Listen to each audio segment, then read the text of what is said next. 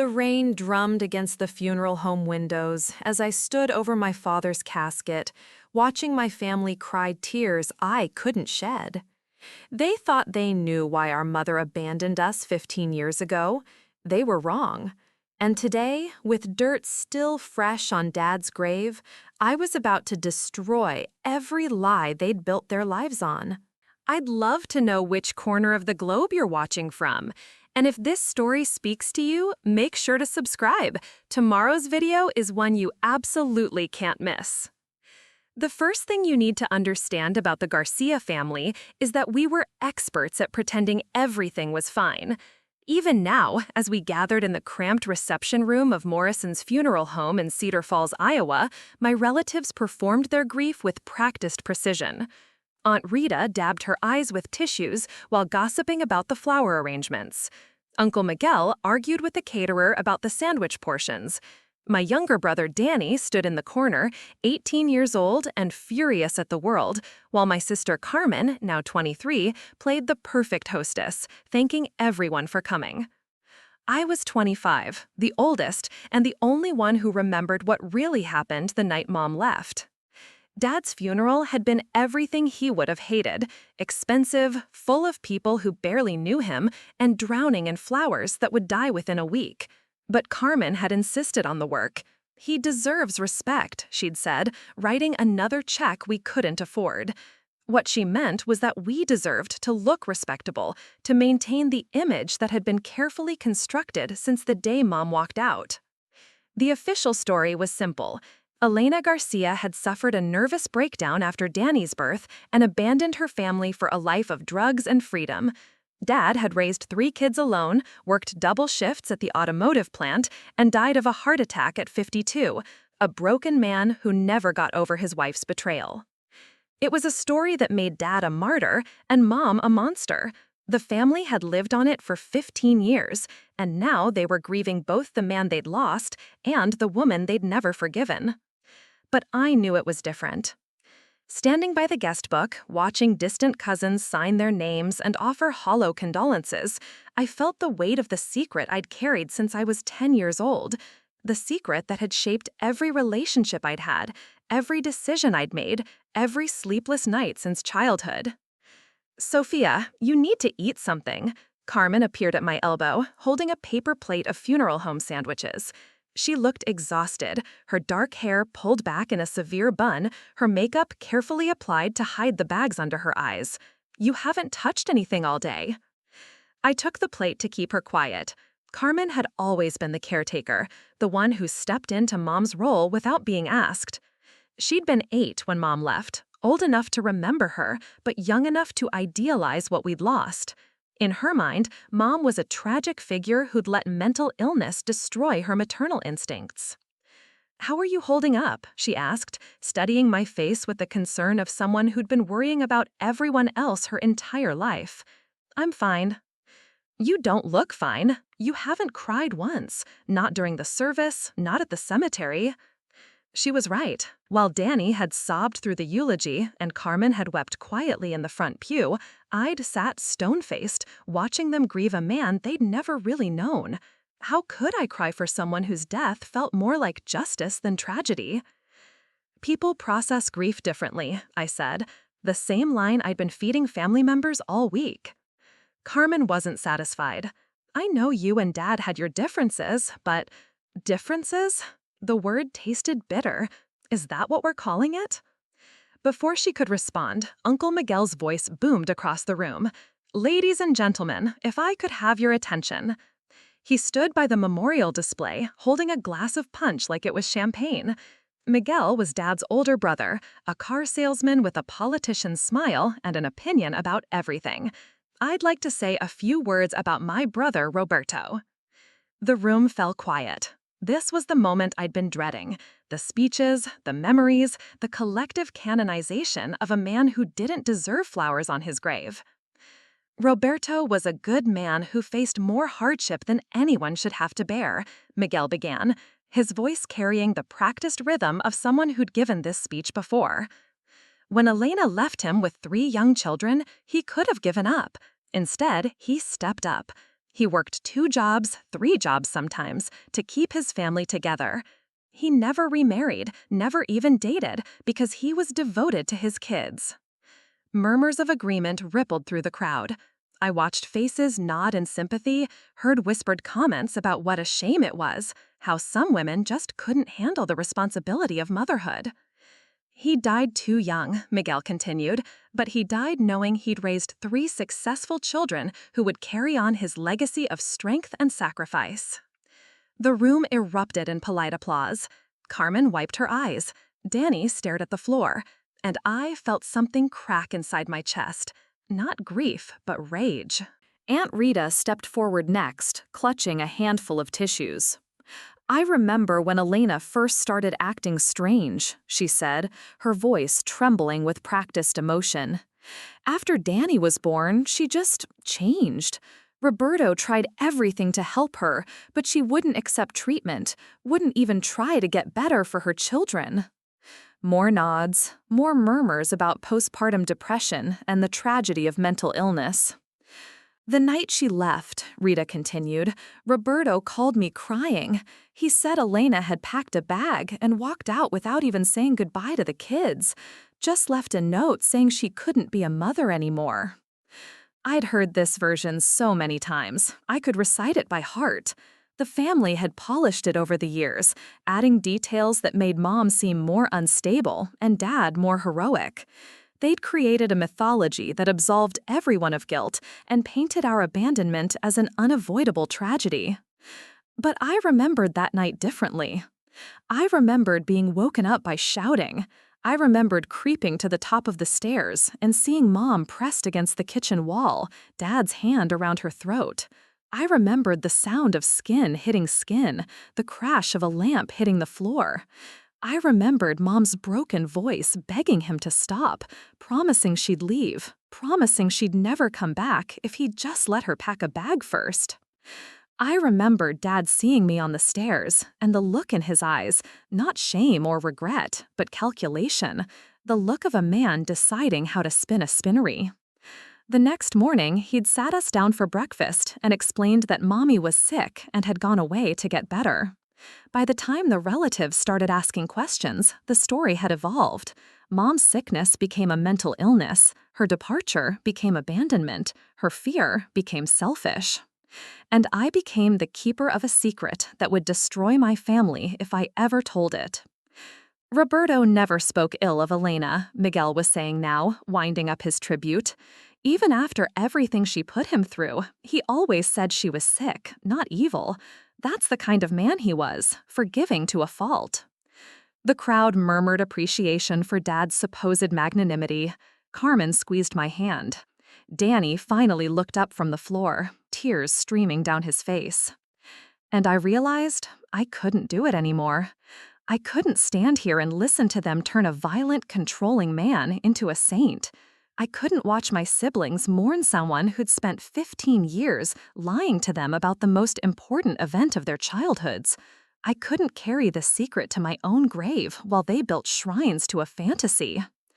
The applause died down. People began returning to their conversations, their sandwiches, their comfortable illusions. Carmen started to move away, probably to check on the coffee situation or thank more mourners for coming. "Wait," I said, loud enough that several heads turned. "I have something to say too."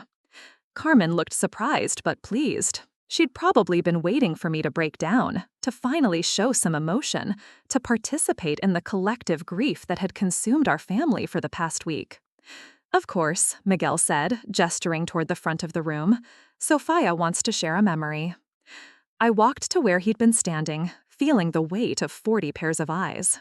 The room fell silent again, expectant. They were waiting for me to cry, to praise Dad's sacrifice, to add my voice to the chorus of mourning. Instead, I looked directly at Carmen and Danny, my siblings who'd spent their entire adult lives believing a lie. "I need to tell you why Mom really left." The silence in the room was deafening. Carmen's face went pale, her hand reaching out as if to stop me from speaking.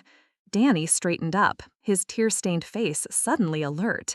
Uncle Miguel cleared his throat. probably thinking I was about to share some touching childhood memory that would restore the comfortable narrative they'd all been living with. They had no idea what was coming. "Mom didn't leave because she had a breakdown," I said, my voice carrying to every corner of the reception room. "She left because Dad beat her unconscious the night Danny turned 6 months old, and when she woke up in the hospital, he told her if she ever came back, he'd kill her." A lot of love and effort went into bringing this story to life. If you're enjoying it, we'd be so grateful if you'd subscribe to our channel. Now, back to where we left off. The words hung in the air like smoke from a fire everyone suddenly realized had been burning for years. I watched faces change, confusion, shock, denial flickering across the crowd like a wave. Carmen's mouth opened and closed without sound. Danny took a step forward, his young face twisted with disbelief. "What are you talking about?" "I was 10, I continued, looking directly at my siblings. I saw it happen.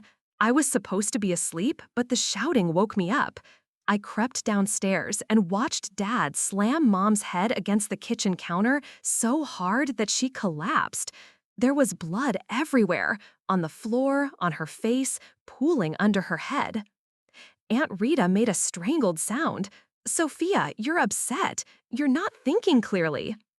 "I watched him drag her unconscious body to his truck," I said, cutting her off. "He drove her to the emergency room and told them she'd fallen down the basement stairs. The doctors knew it was a lie, but Mom was too scared to contradict him." Uncle Miguel's face had turned red. "This is completely inappropriate. You're having some kind of breakdown." "She spent 3 days in the hospital with a severe concussion and 2 broken ribs," I pressed on, my voice growing stronger with each word I'd kept buried for 15 years. "When she came home, Dad made it clear what would happen if she ever tried to leave again. He showed her the insurance policies he'd taken out on her life. He explained exactly how he'd make it look like an accident." The room erupted in chaos. Several relatives started talking at once, their voices overlapping in a cacophony of denial and outrage. Someone called me sick. Someone else suggested grief had made me delusional. Aunt Rita was crying, not from sadness, but from fury. But through it all, I watched my siblings. Carmen had gone completely white, her hand pressed to her mouth. Danny was shaking his head, backing away from me like I'd become something dangerous. "That's enough," Carmen whispered. Then louder, "That's enough. How dare you make up stories like this at Dad's funeral? How dare you?"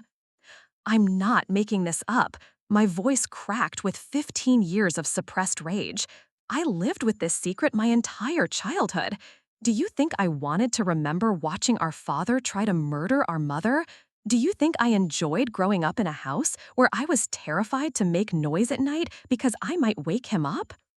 Danny found his voice, raw and broken. "You're lying. Dad would never. He loved us. He took care of us when she abandoned us." "He took care of us because he had to maintain the story," I shot back. "Because if anyone suspected the truth about why Mom really left, they'd start asking questions. They'd realize that the perfect single father was actually a man who'd driven his wife away with his fists." Carmen's legs seemed to give out. She sank into a folding chair, her face buried in her hands. "This isn't real. This can't be real." Uncle Miguel stepped forward, his salesman's smile completely gone. "Sophia, I don't know what game you think you're playing, but this ends now. Roberto was my brother. I knew him better than anyone, and he was not capable of—" "You knew him?" I laughed, the sound harsh and bitter. "You saw him at family barbecues and Christmas dinners. You knew the performance he put on for the company. I lived with him every single day for 8 years after Mom left. I saw what he was really like." The crowd was thinning now. Some relatives were quietly gathering their coats and purses, uncomfortable with the family drama unfolding in front of them. Others huddled together, whispering furiously about my accusations.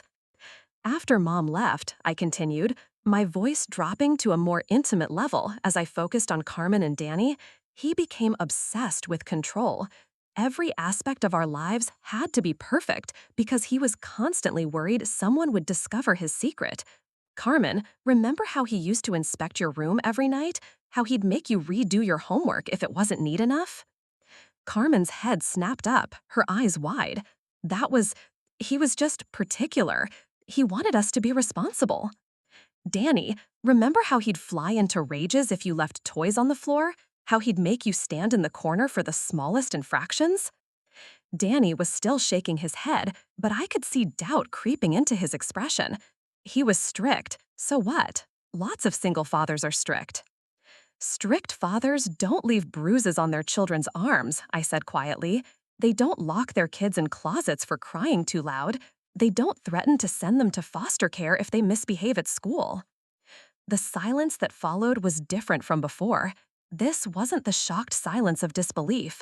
This was the terrible quiet that comes when suppressed memories start surfacing. Carmen's voice was barely a whisper. The closet. You remember, I said gently. You were 7. You'd broken one of Mom's old coffee mugs, the blue one with the flowers. Dad found the pieces in the trash and lost his mind. He locked you in the hall closet for 3 hours. I fell asleep in there, Carmen said slowly, as if the words were being pulled from some deep, buried place. When he let me out, he said it was because I'd been careless with Mom's memory. He made everything about Mom's memory, I continued. Every punishment, every rule, every moment of fear. It was all justified as honoring the woman he'd supposedly loved and lost. But it was really about maintaining control and keeping us too scared to question his version of events. Danny was crying again, but these tears were different. These were the tears of someone whose entire understanding of their childhood was crumbling.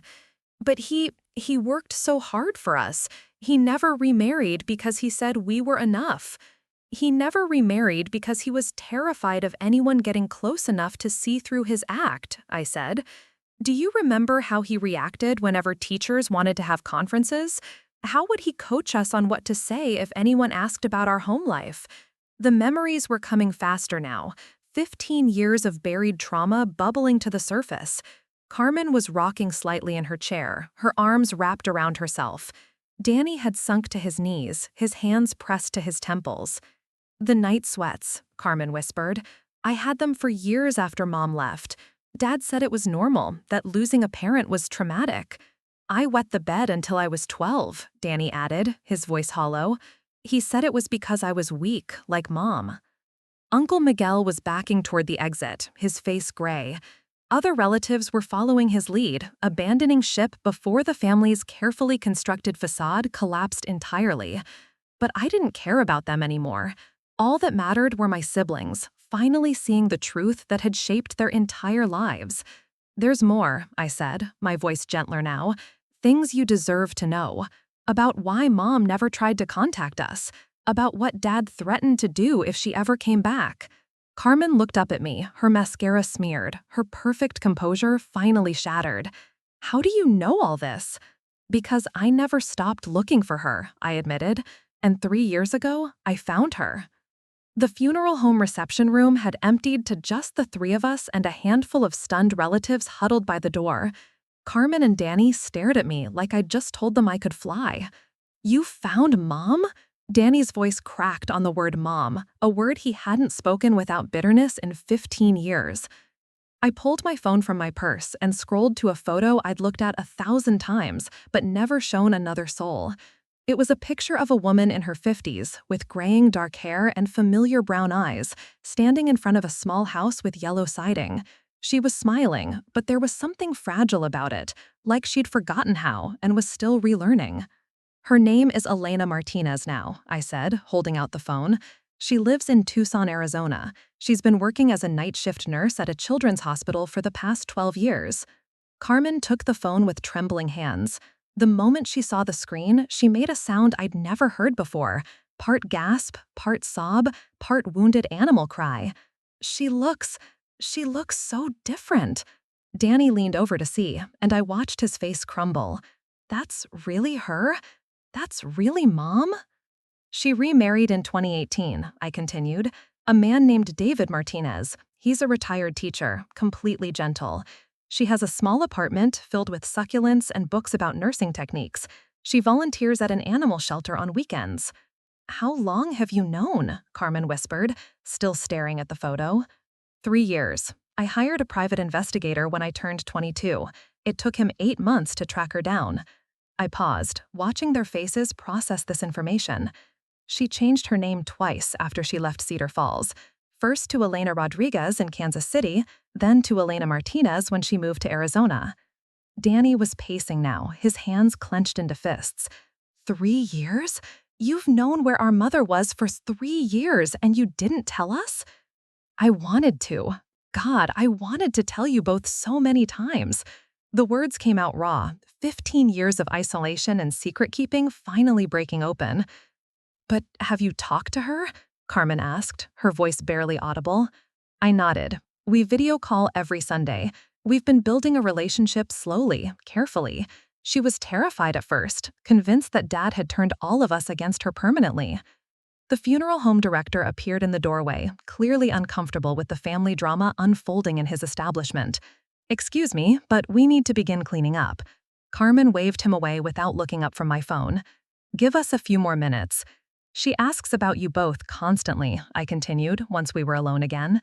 She has pictures of you from your social media profiles printed and framed in her living room.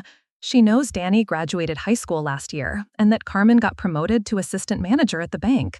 She follows your lives from a distance because she's still afraid of what Dad might do if he found out. What Dad might do, Danny repeated slowly. But Dad's dead now. Yes, Dad's dead now. I let that sink in for a moment. She doesn't know yet. I was going to call her tonight, after the funeral, to tell her she's finally free. Carmen looked up from the phone, her eyes red-rimmed but sharp. What exactly did Dad threaten her with? I took a deep breath. This was the part I dreaded sharing the most.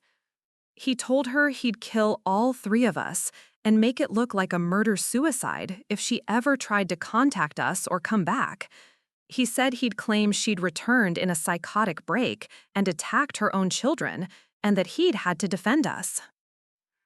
The silence that followed was so complete, I could hear the rain still drumming against the windows. He showed her newspaper clippings about similar cases, I continued. Stories about unstable mothers who'd killed their families. He'd spent months collecting them, planning exactly how he'd frame the narrative if she ever defied him. Carmen's face had gone ashen. That's why she never sent birthday cards, never called, never tried to see us even once. She wanted to. She told me she used to drive to Iowa and park outside your schools just to catch glimpses of you both. But she was terrified that Dad would somehow find out and follow through on his threats. Danny stopped pacing and turned to face me. Show me the proof. What? If what you're saying is true, show me proof. Hospital records, police reports, something concrete. Because this is destroying everything I thought I knew about my life. I understood his need for evidence. For 15 years, he'd built his identity around being the son of a heroic single father and an unstable mother. I was asking him to flip that entire narrative.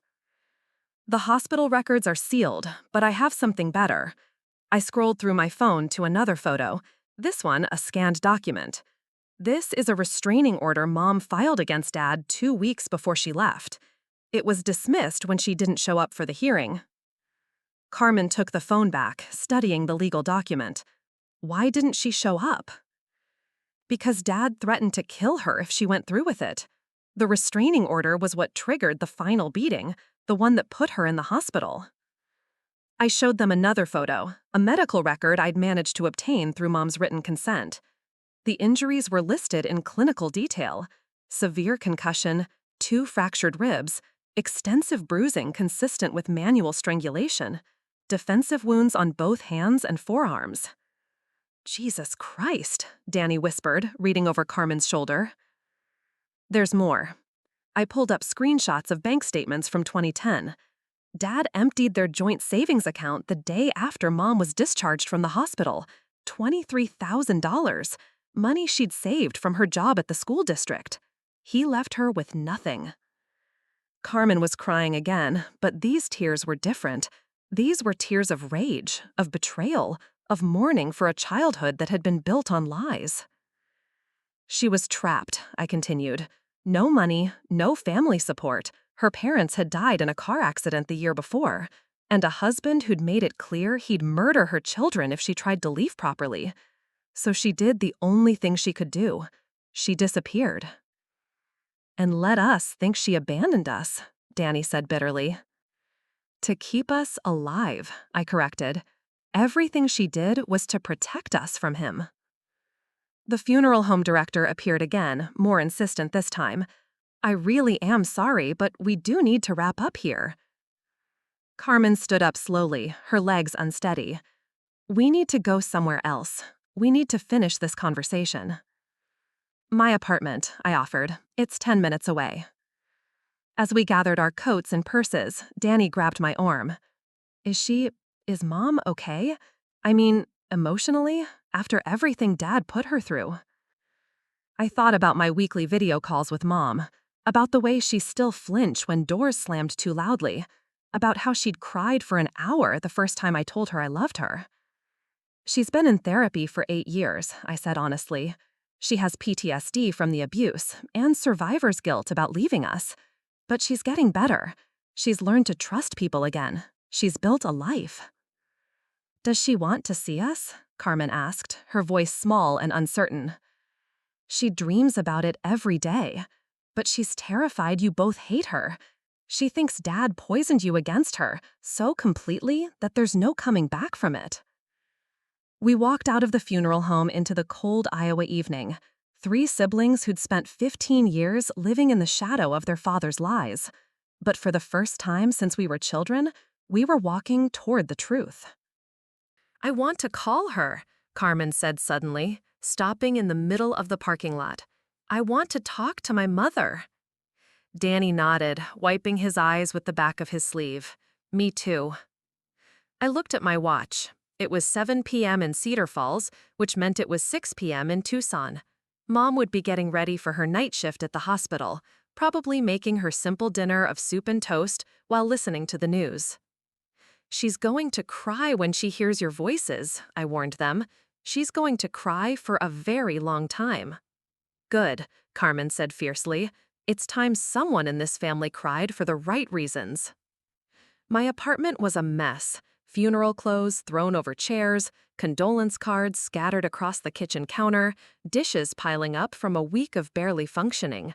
But Carmen and Danny didn't seem to notice as they sat on my couch, both staring at my phone like it might explode. What if she hangs up? Danny asked for the 3rd time in 10 minutes. What if she thinks it's some kind of cruel joke? She won't hang up, I said, settling into the chair across from them. But she might not believe it's really you at first. She's gotten scam calls before, people claiming to be her children, asking for money. Carmen had been quiet since we'd left the funeral home, processing everything I'd told them. Now she looked up with haunted eyes. How do you even start a conversation with your mother after 15 years of thinking she abandoned you? The same way she started with me, I said. You apologize for all the years you believed the lies about her. I'd rehearsed this moment in my mind countless times, but now that it was actually happening, my hands were shaking as I scrolled to Mom's contact. Her photo smiled back at me, the picture I'd taken during my secret visit to Tucson 6 months ago, when I'd finally worked up the courage to meet her in person. Before I call, I said, there's something else you need to know about what happened to her after she left. Danny's face darkened. What do you mean? The first few years were difficult. She had nothing when she fled Iowa. No money, no references for jobs, nowhere to live. She slept in her car for 2 months until she found work at a truck stop diner in Kansas City. I pulled up another photo on my phone. This one Mom had sent me herself. It showed a much younger version of her, thin to the point of gauntness, standing outside a rundown diner with a forced smile. She worked 3 jobs just to afford a studio apartment in the worst part of town. She sent herself to nursing school at night while cleaning office buildings during the day and waiting tables in the evening. Carmen took the phone, studying the photo. She looks so young, so scared. She was 32 when she left us, but the abuse had aged her. It took years of therapy and antidepressants before she could sleep through the night without nightmares about Dad finding her. Jesus, Danny muttered. We thought she was living it up somewhere, free from responsibility. For the first 5 years, she called the Cedar Falls Police Department every few months to check if Dad had been arrested or if anything had happened to us. She had to be careful. She couldn't give her real name or location, but she needed to know we were alive. The room fell silent, except for the sound of rain against my windows. I watched my siblings absorb this new layer of their mother's sacrifice, seeing how their abandonment had actually been the most difficult choice of her life. She kept a scrapbook, I continued, pulling up photos she'd sent me. Newspaper clippings about Dad's promotions at the plant, your honor roll certificates that got mentioned in the local paper, Danny's little league team photos. She collected every scrap of information about our lives she could find. Carmen was crying again, silent tears streaming down her face as she scrolled through images of yellowed newspaper clippings and faded photographs. "Ready?" I asked, my finger hovering over the call button. They both nodded, though Danny looked like he might throw up. The phone rang once, twice, then I heard her familiar voice. "Hello, mija." "Hi, Mom." Even after 3 years of Sunday calls, the words still felt strange in my mouth after so many years of silence. "I have some news. Big news." "What is it? You sound different." There was immediate concern in her voice, the tone of someone who'd spent 15 years waiting to the other shoe to drop. "Dad died 4 days ago. Heart attack." The silence on the other end stretched so long I thought the call had dropped. When she finally spoke, her voice was barely a whisper. "Are you okay? Are Carmen and Danny okay?" "We're all here together, Mom. They're with me right now. I told them everything." Another long pause. "Everything? About the night he put you in the hospital? About the threats? About why you really left?" I took a breath. "They want to talk to you." The sound that came through the phone was heartbreaking. Part sob, part gasp, the sound of 15 years of suppressed hope finally being allowed to surface. They want to talk to me? After everything Roberto told them about me?" Carmen reached for the phone with shaking hands. I nodded and switched to speaker mode. "Mom?" Carmen's voice cracked on the word. "Mom, it's Carmen." The silence that followed was filled with the sound of muffled crying from both ends of the call. "My baby," Mom finally whispered. "My Carmen, I've missed you so much." "I'm so sorry," Carmen said, the words tumbling out in a rush. "I'm so sorry I believed him. I'm so sorry I hated you all these years. I didn't know. I didn't understand." "No, mija, no. You were a child.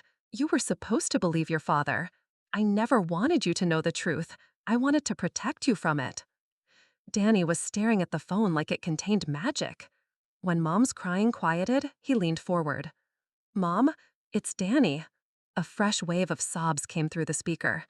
"Danny, my little boy, you were so small when I left. You probably don't even remember me." "I remember," he said, his voice thick with emotion. "I remember you singing to me when I had nightmares. I remember you making pancakes shaped like animals. I remember you reading me stories about dragons and knights." "You remember," she repeated, wondering in her voice. "I was so afraid you'd forgotten everything about me."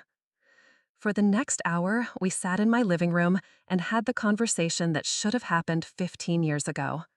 Mom told them about her new life in Tucson, her job at the children's hospital, her small apartment filled with plants and photos of them. Carmen and Danny told her about school, about their jobs, about the lives they'd built while carrying the weight of believing she'd abandoned them. I want to see you, Carmen said suddenly. I want to come to Arizona and see you in person. Are you sure? Mom's voice was cautious, hopeful but afraid. After everything that's happened, after all the years? I'm sure, Carmen said firmly. We lost 15 years because of his lies. I don't want to lose another day. Danny nodded vigorously. Me too. I want to meet David. I want to see where you live. I want to hug my mom. The crying started again, from all of us this time.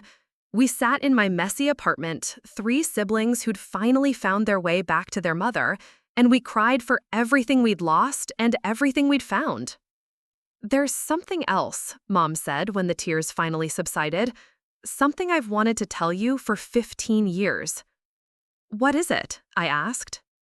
I love you, all 3 of you. I never stopped loving you, not for a single day. Every morning I woke up missing you, and every night I went to sleep hoping you were happy and safe. You were the best parts of my life, and losing you was worse than any beating Roberto ever gave me. Carmen stood up from the couch and walked to my kitchen window, looking out at the lights of Cedar Falls. We're booking flights tomorrow, she said with sudden determination. All 3 of us. We're coming to see you. But the expense, the time off work. Mom, Danny interrupted, we buried our father today. We're done living our lives according to his rules and his fears. We're coming home to you. Home. The word hung in the air between us, carrying 15 years of longing and loss and the promise of something better. Okay, Mom whispered. Okay, come home. As we ended the call and began making plans for our trip to Arizona, I realized something had shifted fundamentally in the universe. The family Roberto Garcia had broken with his fists and threats and lies was finally healing. His death hadn't just freed us from his presence, it had freed us from his version of the truth. But as we scrolled through flight schedules and hotel options, none of us could have predicted what we'd find when we finally made it to Tucson, or how one more secret would change everything we thought we knew about our family forever. 3 days later, we stood in the Phoenix Sky Harbor Airport, 3 siblings who'd never traveled together as adults, clutching boarding passes to a reunion 15 years in the making. Carmen had called in sick for the entire week. Danny had convinced his boss at the auto parts store to give him emergency leave, and I'd used all my remaining vacation days from my job at the insurance company. The flight to Arizona felt both endless and impossibly short. Carmen gripped my hand during takeoff, her knuckles white with anxiety. Danny stared out the window, quiet in a way that worried me. None of us had slept much since the phone call, too wired with anticipation and fear to rest. What if we don't recognize her? Carmen asked as the plane descended toward Tucson. What if 15 years has changed her so much that it feels like meeting a stranger? Then we get to know her again, I said, though I had the same fears. Video calls and photos only revealed so much. Would she smell the same? Would her laugh sound like I remembered? Would there be an awkward moment when we realized we were essentially meeting our mother for the first time as adults? David Martinez was waiting for us at the baggage claim, holding a sign with our names written in careful block letters. He was exactly as Mom had described. Average height, kind eyes behind wire-rimmed glasses, wearing a blue flannel shirt and an anxious smile. He looked like the type of man who'd never raised his voice in anger, never thrown a punch, never threatened anyone he claimed to love. "You must be Carmen," he said, approaching my sister with the careful politeness of someone who understood he was walking into an emotionally charged situation. "Your mother has told me so much about you." Carmen shook his hand, studying his face like she was searching for signs of deception or hidden cruelty. 15 years of living with Roberto Garcia's legacy had taught us all to be suspicious of men who seemed too good to be true. "And Danny," David continued, turning to my brother, "she's so proud of you graduating high school. She has your senior picture on the refrigerator." Danny's eyes widened. "She does?" Right next to Carmen's Employee of the Month certificate from the bank. David's smile was genuine, warm. "She's been preparing for this visit like it's Christmas morning. I had to stop her from buying out the entire grocery store yesterday." The drive to Mom's house took 25 minutes through desert landscapes that looked nothing like Iowa. Carmen sat in the front passenger seat, grilling David with questions that were really attempts to gauge whether he was another Roberto in disguise. "How long have you known about us?" she asked. "Since our second date," David replied without hesitation. Elena couldn't talk about much else. She was terrified I'd think she was a bad mother for leaving her children. But the more she told me about Roberto, the more I understood that she'd saved your lives by leaving. "Were you married before?" "Divorced. My ex-wife and I had different ideas about having children. She wanted them. I wasn't ready. By the time I realized I'd made a mistake, she'd moved on." He glanced at Carmen in the rearview mirror. "Elena helped me understand that sometimes loving someone means letting them go, to protect them, even when it destroys you in the process." Mom's house was smaller than I'd expected from the photos. A modest ranch-style home with desert landscape and a front porch lined with potted cacti. But before we could even get out of David's truck, the front door flew open. She looked older than in our video calls, more fragile somehow, wearing a blue sundress and nervous energy like armor. Her hair was shorter now, streaked with silver, and she'd lost weight since I'd seen her 6 months ago. But her eyes were the same, dark brown and full of love and fear and desperate hope. Carmen got out of the truck first, moving slowly like she was underwater. Mom took a tentative step forward, then stopped, her hand pressed to her mouth. "Carmen?" she whispered. My sister nodded, tears already streaming down her face. "Hi, Mom." The embrace that followed was fierce and desperate, 15 years of separation collapsing into a single moment. They held each other and cried, and I realized I'd been holding my breath since we'd gotten off the plane. Danny was next, taller than Mom now, but somehow looking like the little boy he'd been when she left. She had to reach up to hug him, and when she did, he buried his face in her shoulder and sobbed like his heart was breaking. "You're so tall," she kept saying. "You're so grown up. My baby is so grown up." When it was my turn, the hug felt different, familiar but loaded with the weight of our 3 years of secret relationship. She whispered, "Thank you," in my ear, and I knew she meant for finding her, for keeping her secret, for bringing her children back to her. The house smelled like cinnamon and coffee, nothing like the harsh chemical cleaners Dad had insisted on using to maintain his pristine image. Mom led us to the living room, talking non-stop in the way people do when they're nervous and trying to fill uncomfortable silences. "I made your favorites," she said, gesturing to a coffee table loaded with food. "Carmen, I remember you loved my chocolate chip cookies. Danny, there's that mac and cheese you used to ask for every birthday. And Sophia, I made those lemon bars you mentioned liking during one of our calls." It was too much and not enough at the same time. We sat on her couch, 3 adult children trying to figure out how to relate to a mother we'd lost as kids, while she hovered anxiously, refilling coffee cups and adjusting throw pillows. "This is weird," Danny said suddenly, then looked mortified. "I'm sorry, I didn't mean—" "It is weird," Mom agreed, settling into the armchair across from us. "I keep looking at you all and seeing the children you were, but you're strangers to me now too. I don't know your favorite movies or what you do for fun or whether you like your jobs." Carmen reached for a cookie with shaking hands. "I don't know if you still make that humming sound when you're thinking, or if you still read mystery novels, or if you're still afraid of thunderstorms." "I am," Mom said softly, still afraid of thunderstorms. "David bought me noise-canceling headphones." We spent the next hour sharing the mundane details of our separate lives. Mom told us about her work at the Children's Hospital, how she'd specialized in pediatric trauma cases because she understood what it felt like to be a child in crisis. Carmen talked about her promotion at the bank and her small apartment with the balcony garden. Danny shared his plans to start community college in the fall, maybe study automotive technology like Dad had. The mention of Roberto cast a brief shadow over the conversation, but Mom didn't flinch the way she used to when his name came up in our phone calls. "I'm glad he's gone," she said simply. "I know that makes me a terrible person, but I'm glad my children are finally free of him." "You're not terrible," Carmen said fiercely. "He was the terrible one." As the afternoon wore on, the conversation became easier, more natural. Mom showed us photo albums from her life in Arizona, pictures of her nursing school graduation, holidays with David's family, volunteering at the animal shelter. There were gaps where our lives should have been, but also evidence of how she'd built something good from the ruins Roberto had left her with. David grilled burgers on the back patio while we sat around a small table, watching the sunset over the desert mountains. It felt almost normal, like a family gathering that had happened 100 times before, instead of the first reunion after 15 years of separation. But as the evening progressed, I noticed Mom growing more anxious. She kept glancing at David, some kind of silent communication passing between them. Finally, as we were cleaning up dinner dishes, she cleared her throat. "There's something else I need to tell you," she said, her voice suddenly serious.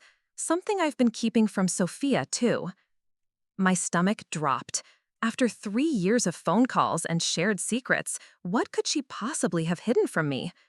Carmen and Danny exchanged worried glances. We'd had enough revelations for 1 week, enough family secrets to last a lifetime. "What is it?" I asked, though I wasn't sure I wanted to know. Mom disappeared into her bedroom and returned carrying a small wooden box. Her hands were shaking as she set it on the kitchen table. "Roberto wasn't your father," she said quietly.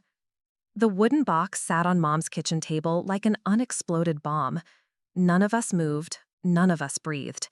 The words, "Roberto wasn't your father," hung in the air, reshaping everything we thought we knew about our identities, our genetics, our very existence. Danny was the first to find his voice. "What do you mean he wasn't our father?" Mom's hands trembled as she opened the box, revealing a collection of documents, photographs, and what looked like hospital bracelets. "I mean, none of you are Roberto's biological children. He knew it, and he used it to control me from the day we got married." Carmen sank into the nearest chair. "That's impossible. We look like him. People always said." "People see what they expect to see," Mom interrupted gently. "Roberto was dark-haired and brown-eyed, like all of you, but so were your real fathers." "Fathers?" I repeated, "plural?" Mom nodded, tears streaming down her face. "You each have different biological fathers. Roberto married me when I was pregnant with Sophia, knowing she wasn't his. Then he made sure I got pregnant twice more, with men he chose, men he controlled." The kitchen spun around me. I gripped the edge of the table, trying to process what she was saying. "I don't understand. How is that even possible?" Mom pulled out the first document, a birth certificate I'd never seen before. My birth certificate, but not the one Roberto had shown me when I'd needed it for college applications. "Your real father is Marcus Thompson," she said, looking directly at me. "He was a teacher at the high school where I worked before I met Roberto. We had a brief relationship when I was 24. When I found out I was pregnant, Marcus wanted to do the right thing, marry me, raise you together. But Roberto stepped in." She handed me a photograph of a black man in his 30s, wearing a teacher's tie and smiling at the camera.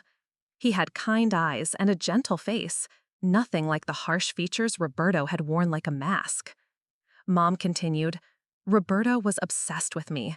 He'd been asking me out for months, following me home from work, showing up at places he knew I'd be. When he found out I was pregnant with another man's child, he saw an opportunity." Danny leaned forward, his face pale. "What kind of opportunity?" "He told Marcus that I'd been sleeping with multiple men and that the baby might not be his. He showed him fabricated evidence, fake photographs, forged letters. Marcus was young, scared, and Roberto was very convincing. By the time Marcus figured out he'd been lied to, Roberto and I were already married." Carmen was staring at the photograph of Marcus Thompson. "Where is he now? Is he still alive?" "He teaches high school math in Minneapolis. He's married with 2 daughters. He never knew that Roberto was lying about the paternity tests." Mom pulled out another document, DNA results dated just 6 months ago. "Marcus Thompson is definitely your father." The revelation hit me like a physical blow. I'd spent 25 years believing I was the daughter of a monster, carrying his genetic legacy, worrying I might inherit his capacity for violence. But I wasn't Roberto's daughter at all. "What about us?" Danny asked, his voice barely a whisper. Mom reached for Carmen's hand. "Your father was a man named James Rivera. He worked construction with Roberto briefly in 2001. Roberto encouraged our relationship, even arranged for us to spend time together. I thought he was being supportive, maybe finally accepting that our marriage was more business arrangement than love. Another photograph appeared. A man with Carmen's same dark eyes and her stubborn chin, wearing a hard hat and work boots. James never knew I was married to Roberto. Roberto made sure we only met when he was supposedly out of town on work trips. When I got pregnant, Roberto convinced James that I was unstable, that I'd been cheating on both of them with other men. James left town before Carmen was born. Carmen took the photograph with shaking hands. He's alive too? He owns a landscaping business in Denver. He has 3 sons with his wife. Like Marcus, he never knew the truth about what Roberto did. The pattern was becoming clear, and it was more twisted than anything I could have imagined.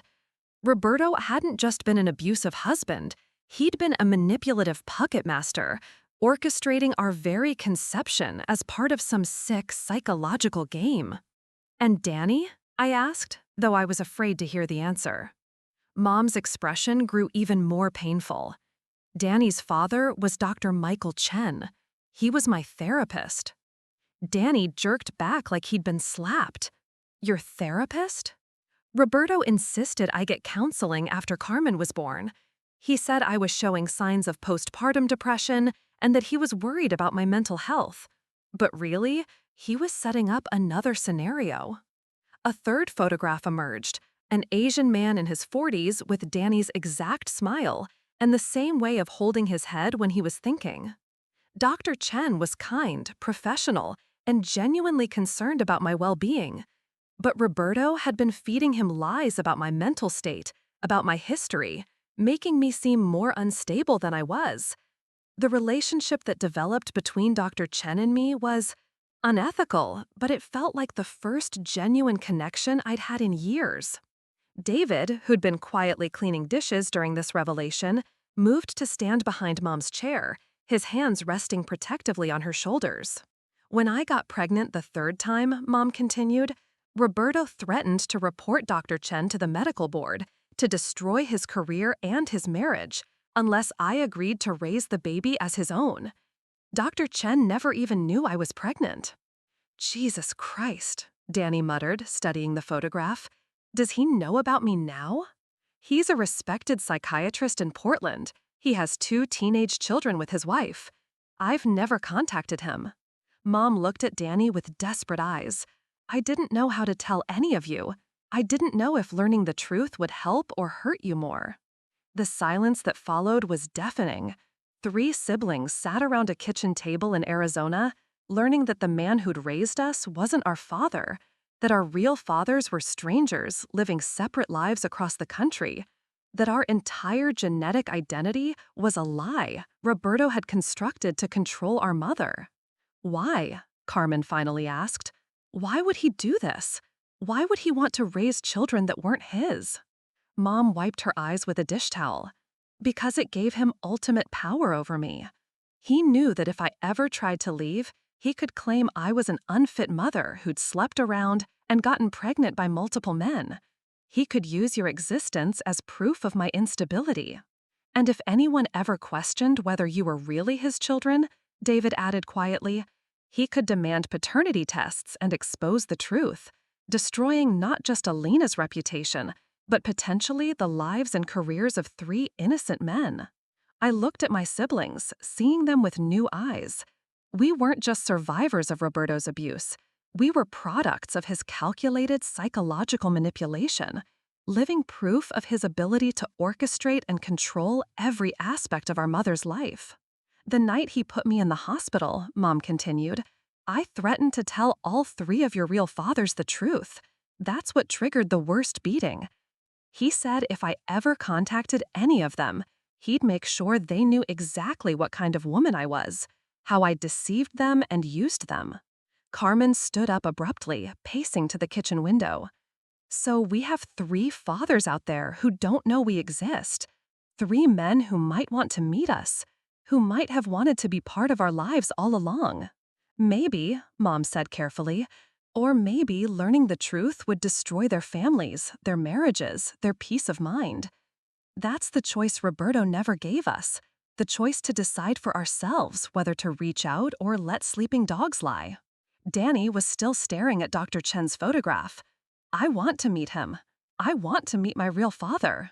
And I want to meet James Rivera, Carmen added from the window. They both turned to look at me. Marcus Thompson's kind face smiled up from the photograph in my hands, and for the first time in my life, I saw features that might actually be mine. The shape of his eyebrows, the curve of his smile. I don't know, I said honestly. This is a lot. We just buried the man we thought was our father 3 days ago. We just reunited with our mother after 15 years. Now we're supposed to process having 3 biological fathers we've never met? Mom reached across the table and took my hand. You don't have to decide anything tonight. You don't have to decide anything ever if you don't want to. I kept these secrets to protect everyone, but maybe I was wrong. Maybe you all deserve to know the truth from the beginning. No, I said firmly. You were protecting us the only way you knew how. Roberto would have used this information as another weapon if you'd told us. But even as I said it, I felt the weight of another life-changing decision settling on my shoulders. Did I want to reach out to Marcus Thompson? Did I want to learn about the man whose DNA I carried? Whose mathematical mind I might have inherited? Whose capacity for kindness might explain why I'd never felt comfortable with Roberto's cruelty? As we sat in that small kitchen in Tucson, surrounded by the debris of 15 years of lies, I realized our story was far from over. We thought finding our mother was the end of our journey, but it might just be the beginning. There's one more thing, Mom said quietly, reaching into the box again. Something that changes everything we thought we knew about the night I left. Mom's hand reached into the wooden box one last time, pulling out what looked like an old audio cassette tape. The kind people used to record messages on before smartphones existed. My stomach churned. After everything we'd learned tonight, I wasn't sure I could handle another revelation. The night Roberto beat me unconscious, Mom said, her voice steady but her hands shaking, I'd been planning to leave for weeks. I'd found an apartment in Kansas City, saved money in a secret bank account, even packed a bag and hidden it in the trunk of my car. Carmen returned to the table, drawn by the gravity in Mom's voice. Danny leaned forward, his eyes fixed on the cassette tape. The tape looked ancient, its label faded with age. In Mom's careful handwriting, I could make out the date, March 15th, 2010, the night she left us. I hid a tape recorder under the kitchen sink that morning. When Roberto came home from work and handed my note saying I was leaving, I made sure our entire conversation was captured. David moved to an old boombox on the kitchen counter, the kind with a cassette player that most people had thrown away years ago. Are you sure you want them to hear this, Elena? They need to hear it, Mom said firmly. They need to understand that everything Roberto told people about that night was a lie. She handed David the tape. He inserted it into the player with the careful reverence of someone handling evidence in a murder trial, because, in a way, that's exactly what this was. This is hard to listen to, Mom warned us.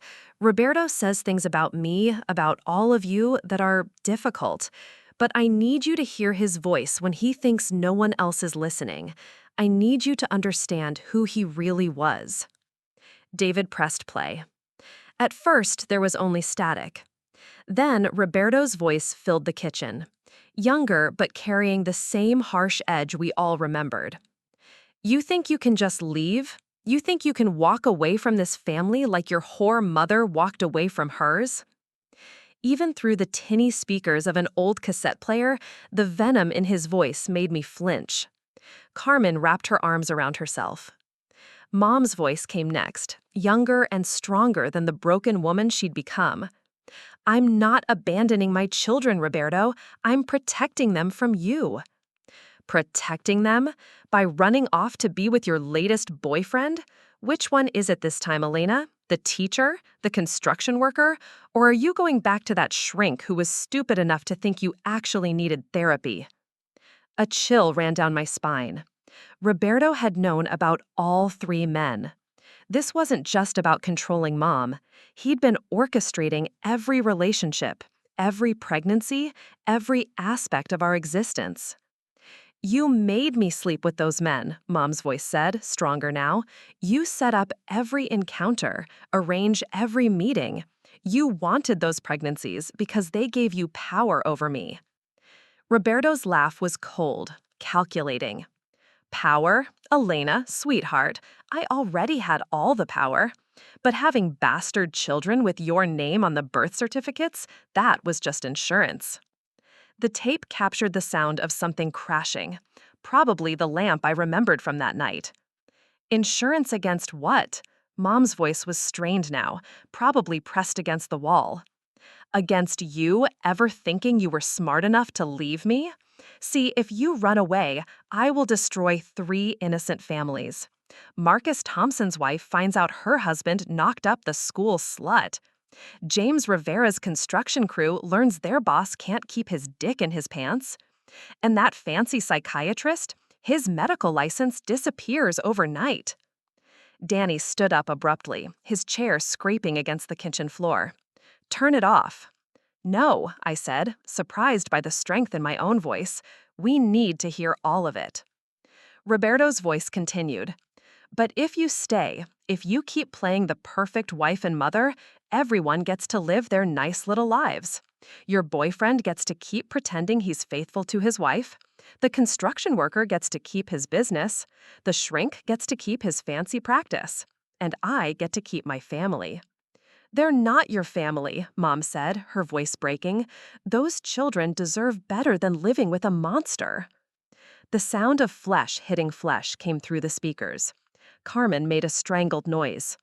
Monster? Roberto's voice had dropped to a whisper, somehow more terrifying than when he'd been shouting.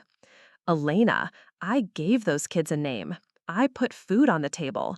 I kept them from growing up as bastards with no father. I'm a saint. You're a sociopath who collects people like trophies. Another crash, louder this time. Maybe, but I'm a sociopath with insurance policies on 3 different men and enough dirt on you to make sure no court in Iowa would ever give you custody of those kids. So here's what's going to happen, Elena. You're going to unpack that bag in your car, you're going to burn that apartment lease in Kansas City, and you're going to keep being the perfect mother and wife until those children are old enough that I don't need you anymore. And if I refuse? The silence that followed was more chilling than Roberto's threats. If you refuse, I will make 3 phone calls tonight. Marcus Thompson's wife learns her husband has a 15-year-old daughter he never told her about. James Rivera's wife discovers her husband knocked up a married woman and ran away. Dr. Chen's medical board receives detailed documentation about his unethical relationship with a patient. You'd destroy innocent people just to keep me trapped? Elena, I'd burn down half of Iowa to keep my family together. Those men made their choices when they decided to sleep with a married woman. The consequences are on them. I realized I was crying, not for Roberto, not even for Mom, but for Marcus Thompson and James Rivera and Dr. Michael Chen, 3 men who'd been manipulated just as cruelly as the rest of us. The tape captured more sounds of violence. Roberto's fists, Mom's muffled cries, the crash of kitchen chairs being overturned. Then Roberto's voice again, breathing hard. Here's what's going to happen. You're going to go to the hospital and tell them you fell down the basement stairs. You're going to come home tomorrow and pretend this never happened. And if you ever threaten to leave again, I'll make sure everyone knows what kind of woman you really are. Mom's voice, when it came, was barely audible. What if I told them the truth? What if I told everyone that you forced me into those relationships, that you orchestrated everything? Roberto's laugh was genuinely amused. Elena, sweetheart, who's going to believe that? A hysterical woman with 3 kids by 3 different men, claiming her devoted husband made her cheat? You'd sound insane. The tape ran silent for several minutes. Then Mom's voice, broken but determined. I'll leave. I'll disappear and never contact the children, but you have to promise me something. I'm listening. If I go away forever, if I never try to see them again, you leave those men alone. You don't destroy their families. You let Marcus and James and Michael live their lives without knowing any of this. And why would I agree to that? Because if you don't, I'll kill myself and leave a note explaining everything. Your perfect family image dies with me, and the children grow up knowing exactly what kind of monster their father was. The silence stretched longer this time. You're bluffing. Try me, Roberto. You know I've got nothing left to lose. Finally, Roberto's voice. Fine. You disappear forever, and I leave your boyfriends alone. But if you ever try to contact the kids, if you ever try to come back, all bets are off. I understand. Good. Now let's get you to that hospital. David stopped the tape. The kitchen fell silent, except for the sound of our collective breathing and the distant hum of the refrigerator. Mom wiped her eyes, looking at each of us in turn. That's why I never tried to contact you. That's why I never sent birthday cards or Christmas presents or graduation gifts. Every day for 15 years, I had to choose between protecting you and protecting 3 innocent men and their families. Carmen was sobbing openly now. Mom, we never knew. We thought you just left. I did leave, but not because I didn't love you, and not because I couldn't handle being a mother. I left because staying would have destroyed more lives than just mine.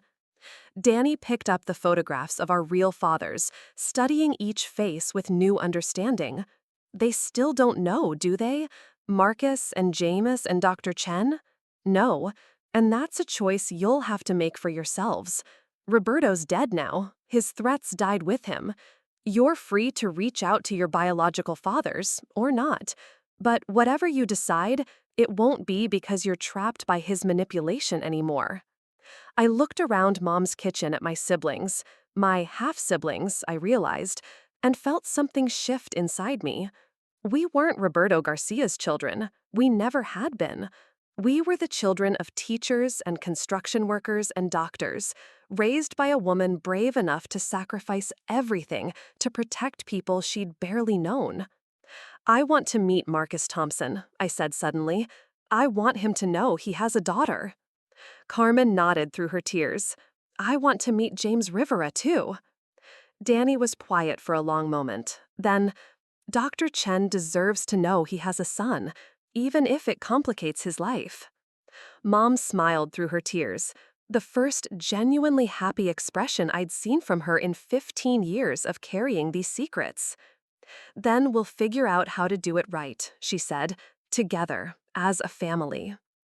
As we sat in that small kitchen in Tucson, surrounded by the ruins of Roberto's lies and the promise of new relationships with the fathers we'd never known, I realized something important. We'd finally found our way home, not to a place, but to each other. And for the first time in our lives, we were free to choose our own stories. The Garcia family name would die with Roberto, but the 3 of us, Sophia, Carmen, and Danny, were just beginning to discover who we really were. Looking for more? We've got 2 amazing stories ready for you right on screen. If this one touched you, these are absolutely worth your time. Click to watch them now. And hey, subscribe and hit that bell to never miss our latest uploads.